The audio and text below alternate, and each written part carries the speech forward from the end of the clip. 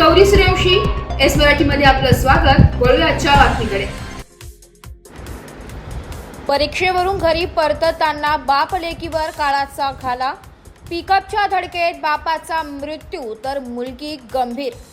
नुकतेच 12वीचे पेपर संपले आणि पुढील शिक्षणासाठी सीएटीचे पेपर देण्यासाठी आपल्या वडिलांसोबत सटाणा येथून नाशिकला गेली आणि पेपर देऊन परतताना सटाणा येथील बाप लेकीचा पिंपळगाव बसवंत परिसरात टोल नाक्यावर रस्त्याच्या विरुद्ध दिशेने पिंपळगावकडून नाशिकच्या दिशेने जाणाऱ्या पिकअपने समोरून नाशिककडून पिंपळगावकडे येणाऱ्या मोटरसायकलला जोरदार धडक दिली आहे.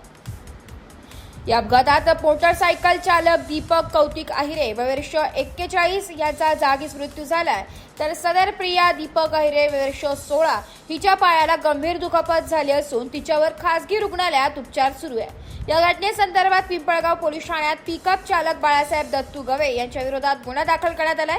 अधिक तपास पिंपळगाव पोलीस करीत आहे. Report S Marathi news, Pimpalgaon Baswant. अशाच नवीन ताज्या घडामोडी जाणून घेण्यासाठी आमच्या एस मराठी न्यूज चॅनलला लाईक करा, शेअर करा, सबस्क्राईब करा आणि बेल आयकॉनला क्लिक करायला विसरू नका.